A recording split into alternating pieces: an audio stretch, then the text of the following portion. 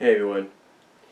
You know, I'm pretty sure a lot of people always wonder, why certain people are fans of things that, they shouldn't be fans of. And right here, I'm pretty sure I've talked about it before, but I'm going to give more of an updated reason as to why I'm a fan of, well, the Berenstain Bears. I mean, I guess it's just because I'm in a Berenstain Bear kind of mood right now. I'm putting together some playlists of stuff that I've made throughout the years on my YouTube page. And I recently did get the new um, one of the new books they had, which is I think the Undersea Adventure or something like that. Um, but for me, I've always been a fan. I think ever since I was a young child. I mean, when I was a kid, I think one of the first books besides the Bible that my mom introduced me to was the Berenstain Bears. And when I saw the cartoon on CBS as a kid, and even the specials that would repeat at times. I think in primetime networks like CBS, NBC, and I think even in syndication and mostly later on Disney Channel. It just it just stuck with me for quite some time, and I've never forgotten it. I remember back when I went to Patterson Elementary School in Fremont. Yeah, kind of strange that you have a Patterson school in Fremont, but that's what it was. And we had this, I think, what was it, reading club. I don't know if it was can't think of the name right now. It was some kind of reading club or something where you sold something or it was something, I can't remember what it was, but basically they had a list of books you could get depending on how much you sold. Basically, like I think it was candy or something. I can't really remember what it was, but it was something that you had to get maintain a goal to or towards. And I had done, I think, my fair share. I think it was candy. I'm not really sure, but it was around the first, second grade, and I sold what I needed to sell to get some Berenstain Bear books. And it wasn't, oh, go to the store and buy them. No, it was more like you do what you can, you get this, because they had like a sheet of it. It's like a sheet with the pictures of the books and stuff. And it wasn't just Berenstain either, but I liked the Berenstain Bears and one things that I liked. And they had all these bunch of books, including the newest ones that had come out at the time. One of the newest ones was, of course, Bad Dream, which ironically had come out about the time that Transformers the movie came out. So, or about a year or so after, a few years after, or something like that. So I decided to want to get that one and enjoy it. So long story short, I did what I had to obtain that goal, and I got maybe one or two, three Berenstain Bear books out of it. But then I guess they got torn up or lost or something like that. I can't really remember. So anyway, I've always been a fan of them, and even when I went and started high school, junior high, for a brief period over in Oskaloosa. I think it's when I did junior high for a brief period at Oskaloosa High, at the Oskaloosa school districts, and then went back and did it again for Oskaloosa High. That the library we all shared, it had one section that was just for kids, and I remember going in there a few times and just, I think doing free time or something like that, just reading one of the books, seeing what they had, and seeing that they had Berenstain Bear books, and I just would try to read them, try to check them out, because I liked the Berenstain Bears, I really did, and it was just something that always stuck with me, like I said, since I was a kid, because I think it was one of the first things besides the Bible that my mom introduced me to, because it was pure entertainment. It wasn't violent, it wasn't dark, it had a good moral to it. It had a good, it just had, it was just pure entertainment for a kid at my age, and it just stuck with me because even to this day I look at it as one of those pure forms that of entertainment for the entire family. Doesn't matter what age you are, that you could sit back and enjoy and not be offended, and not worry about not be offended about what they say, what they show, or anything like that. It's just pure family entertainment, and I've always liked it. Always liked that about it. And when I found out that PBS was releasing the Berenstain Bears, was doing a new Berenstain Bears series, and I was living in Kansas at this time, and it was basically about 3 years after I'd moved out on my own. I decided I was going to record it, so I used my Apex recorder, and then later on my ILO recorder, DVD-wise, DVD recorders that is, and I would record them. And I got a majority of the PBS series recorded onto DVD.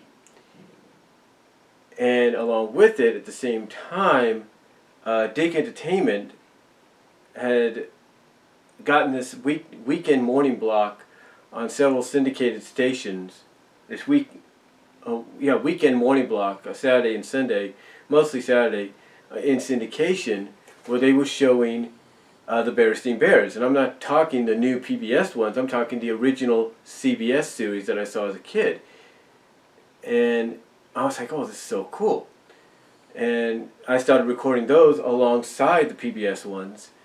And it just brought back a lot of memories because you could see, because I remember waking up and watching those in the morning and then watching, I think before or after Hulk Hogan's Rock and Wrestling. I remember watching that back when I was a kid. And what's funny about this is you could see the difference between between both incarnations or animated incarnations of the Berenstain Bears. You could see that there were similarities, like both series had two 11-minute shorts. They always had that they would, two 11-minute episodes that they would air together. And I remember, and one of the big differences that I could recall when I was looking at it, and this is when I was what, I was going to be what. It's hard to, I'm going to be 37 in about a week and a half. I was about 24, 25, and I just looking at it, recording and looking at the difference, and the biggest difference was the first story was usually a adapted story is what it was. It was usually an adaptation, and then the second story would always be a original story. It would always be something original. And the biggest difference I noticed between the two was the secondary story would always have, two antagonists in that program. One of the antagonists was a con artist, and the other was a weasel. So, Weasel McGreed, I think, and what was the con artist's name?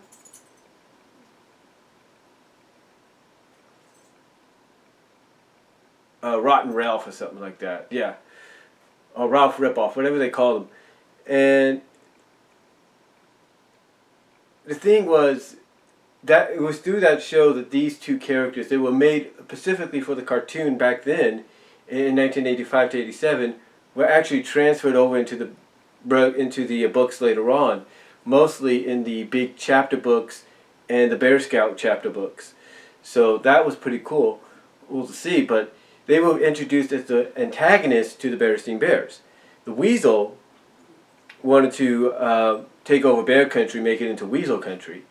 And Rotten Ralph, or Ralph Ripoff, was always conning Papa Bear into doing something stupid, or spending his money, or doing this or doing that. He was just a con artist. And I could see that big difference because the second one, the newest series back in 2003, yeah, that's when it came out, never did any of that.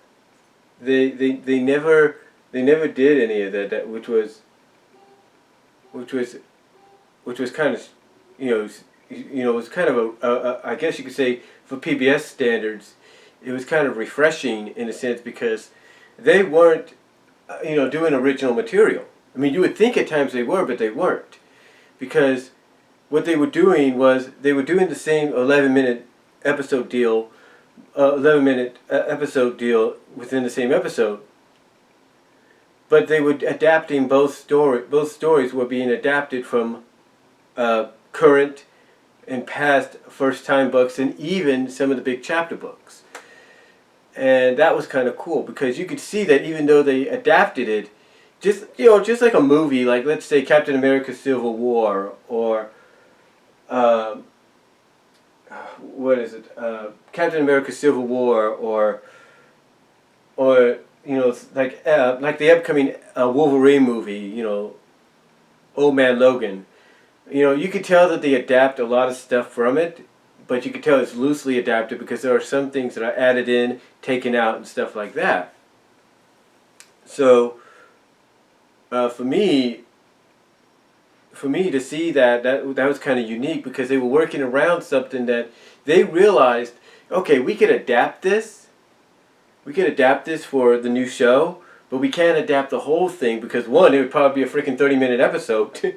And two, there are some things in the big chapter books it was being adapted from that might go over younger kids' heads.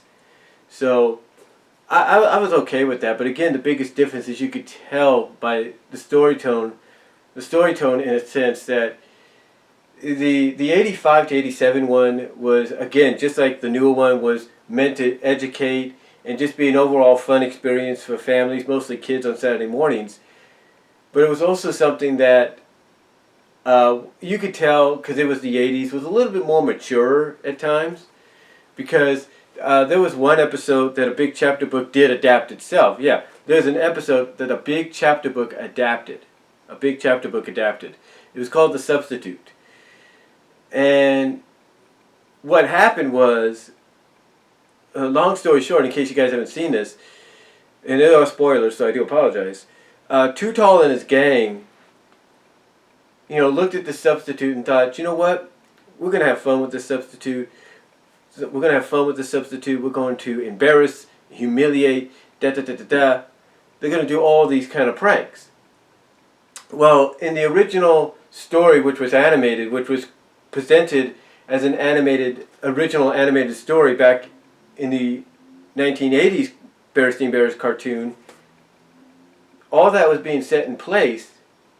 But what happened was, Too Tall and his gang, along with brother and cousin Fred, kind of changed their minds when they saw that the substitute was an attractive young bear that seemingly looked like she just got out of college or just got out of high school herself.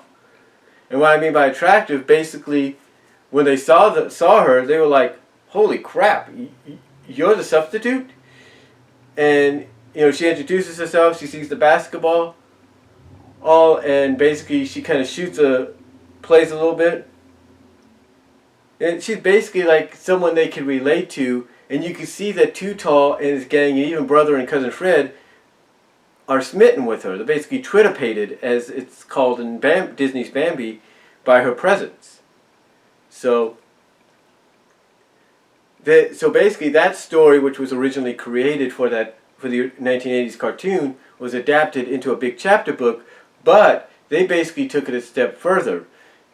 They changed things around, they kind of adapted it, but expanded on it, and they did change things around. They basically went the route that was being planned out in the cartoon by Too Tall and his gang, by having the pranks actually happen to a different substitute, having the pranks happen, having the humiliation happen, until, it backfired on them, and you have to read the story yourself to know what I mean.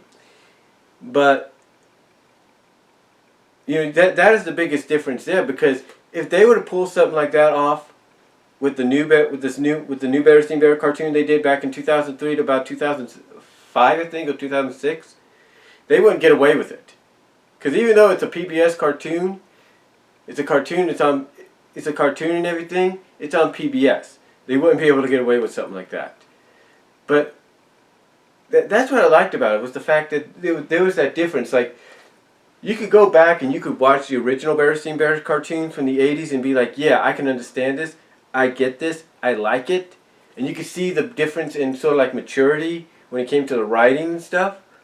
Compare it to the newer one, which was more was much more educational, but still had that familiar Berenstain Bears, but still had that familiar Berenstain Bears presence, animated presence that the original 1980s cartoon had. Basically, it felt the same, although you could see the difference. Another thing, so that basically, before I get into what I'm about to say, that is what also helped me stay as a fan. Another thing that helped me stay as a fan was when I found out that there were, as I mentioned earlier, talking about that one episode, there was a series of books called the Big Chapter Books. And I looked in on these, and basically these were aimed at the older kids. Basically, Mike Berenstain, who's currently the head writer for the Berenstain Bears, he came up with the concept. Him and his brother, I think, well, mostly him. And at times, I think, along with his brother, came up with the concept to, create a book series aimed at the older kids, knowing that the kids were going to grow out of the first time books and the step-by-step reading books and the I Can Read books and, like I said, the first time books and stuff like that. They decided, you know what, we need to keep we need to keep those fans, so let's evolve, let's grow the Berenstain Bears brand and create books that they can relate to. Because basically the age range was going from 4th grade all the way up to, I think, 8th or 9th grade at times. Well, basically that's how far I think it was going. Because what you read in the book, if you were, a kid, 1st, 2nd grade, 3rd grade, some of this would go over your head. Yeah, they would point out on the back of the book, it would say 3.5 or 4.5 or 5.5 or 6. But it would go straight over your head, some of the things they were talking about. Some of the subjects they would, some of the subjects they were focusing on. And what was interesting about this as well is it expanded on the characters more. It was more about the Cubs, because you were growing up with the Cubs, and that's basically what it was. It was to grow up, it was to allow the readers that had started with the first time books, or started all the way back with the step-by-step, and then the I Can Read, and then finally the first time books. It was allowing them to grow with the Bear Cubs, because now you were seeing the Bear Cubs in situations that they can now grow up and relate to them with. Maybe some of the stuff was a little over their head as well. Oh, because even I was surprised when I read the books, and I've read each and every one of them. I have most, if not all, of the Big Chapter Book series. And I read through them, and some of the stuff they put in there goes right over I'm pretty sure would go right over the intended age range, which makes me think some of these books are aimed for, like, maybe, basically like the TVY7 of the Berenstain Bears. Like, they're for 7 and up. And you just don't realize that. And some of the things even goes over a 7-year-old's head. But my point is, when I read some of that stuff, it kind of surprised me what some of the subjects and topics they were focusing on. But again, like I said, it also expanded the characters. It also expanded and developed a lot of the characters, not just brother and sister, and Lizzie and Cousin Fred, but it developed everybody. It gave character development to Too Tall and his gang. It gave character development to Queenie McBear, who got introduced in the first time books and really became a co-character, kind of like co-star, semi-major character, or sort of a not a minor character, but sort of like a supporting character, supporting major character, or co-major character, semi-major character, if you will, in the PBS series. It put a lot of focus on her. It introduced us to a character exclusive to the Big Chapter Books till later on. I think they expanded her into the first time books and such, and that was Bonnie Brown, who became like a love interest, a brother,